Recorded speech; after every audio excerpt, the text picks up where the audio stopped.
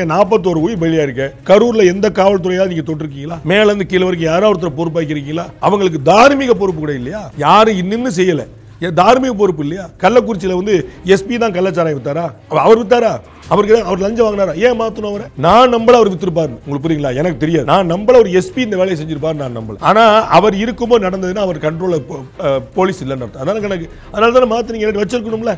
அப்ப இங்க அப்ப தார்மீக பொறுப்பு நீங்க வந்து உங்க போலீஸ் நீங்க போலீஸ் சொந்தமா ஒத்துக்க மாட்டீங்கல்ல. அப்ப நீங்க நம்புறீங்க, அவங்க நம்ப கூடாதா? அவங்களுக்குன்னா பிஜேபி போலீஸ், எங்களுக்குன்னா நியூட்ரல் போலீஸ். அது எப்படி இருக்கும்? இந்த கேள்வி எல்லார் மத்தியிலும் இருந்தது. அப்படி யாரையுமே நீங்க வந்துட்டு சஸ்பெண்ட் பண்ணல, எந்த நடவடிக்கையும் எடுக்கலங்கிற பட்சத்துல நீங்க சிபிஐக்கே மாற்றலாமே, உங்க மேல தவறு இல்லை அப்படிங்கிறப்ப நீங்க சிபிஐக்கே மாற்றலாமேங்கிற கேள்வி எல்லார் மத்தியிலும் இருந்தது. சஸ்பெண்ட் பண்ண வேண்டியது இல்லைங்க. சஸ்பென்ஷன்ங்கிறது ஒரு ஆக்ஷன், அது வந்து ஒரு பனிஷ்மெண்ட். நான் சொன்ன ஒரு டிரான்ஸ்ஃபர், ஒரு தகவலுக்கா கரூர்ல இருந்து போட்டு நீங்க சென்னை கூட கொடுத்துருங்க, நல்ல பிளம்பர்ஸ் கூட கொடுங்க. அது யாரும் வேணான்றா? அங்க இவங்களுக்கு ஒரு 4 இபி அதிகாரி கிடைச்ச மாதிரி ஒரு அதிகாரிக்கு அங்க கரூர்லயே வந்து சொன்னவங்களுக்கு ஒரு கிடைச்சது. அது மாதிரி யார் கேட்க போறா? ஏன்னா அதுல வந்து இல்லீகாலிட்டி தான் இருக்குன்னு யாராவது சொல்ல போறாங்க? யாரும் சொல்ல போறது இல்லை. அது வரை ஆனா வந்து ஓகேப்பா எஸ்பி மாற்றம் தலைச்செய்தி போட்டிருப்பீங்களா இல்லையா? தலைச்செய்தி போட்டிருப்பீங்க, இவ்வளவுதானுங்க. அப்ப மக்களுக்காக ஒரு விஷயம் சொல்லாது என்ன அதுல கெட்டு போயிருங்க.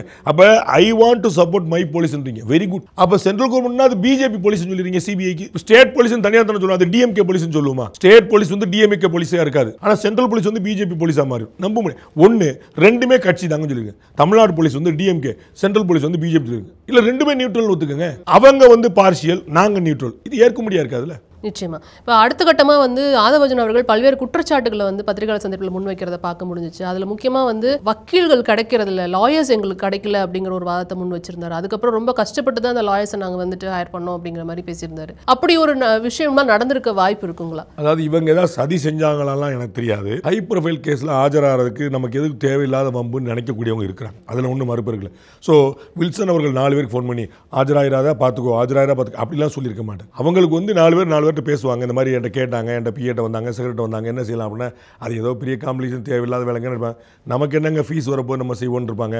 இல்லை இதில் ஒரு சைடு எடுத்து நம்ம வந்து நிலைநாட்டணும்னு ஒரு சைடு எடுப்பாங்க. அது வந்து டிபெண்ட்ஸ் தான்.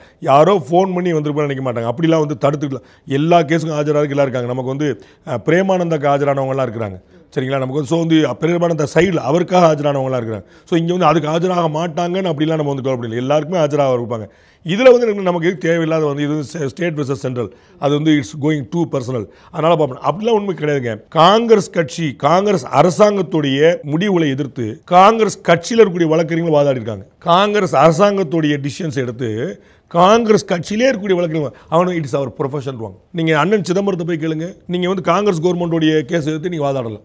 அவர் ஆஸ் ஏ ப்ரொஃபஷனலாக நான் ஆஜராவேன்னு சொல்லிடுவார். அதில் வந்து உங்களுக்கு வியப்பு இல்லை. அதனால் அப்படிலாம் ஒன்றும் கிடையாது. பட் வந்து அவருக்கு தேடி ஆள் கிடைக்காம இருந்திருக்கலாம். அதை நான் நம்புறேன். ஆனால் திரு வில்சன் ஃபோன் பண்ணி 4 பேர் மிரட்டிட்டாரு அப்படின்னு நான் நம்பல. அது அவர் தான் ப்ரூஃப் பண்ணும். Behind notes beyond the news with Rangaraj Pandey.